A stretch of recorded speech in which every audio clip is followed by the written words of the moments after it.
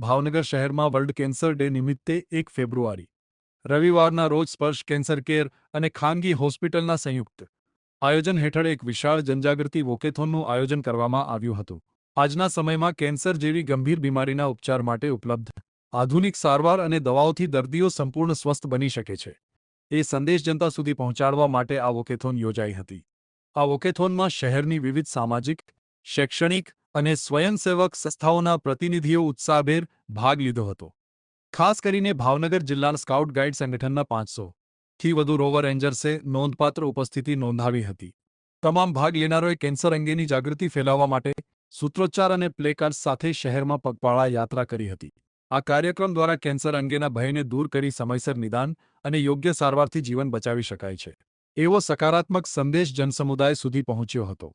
Walkathon અંતે આયોજક સંસ્થાઓ દ્વારા તમામ સહભાગીઓનો આભાર વ્યક્ત કરવામાં આવ્યો હતો।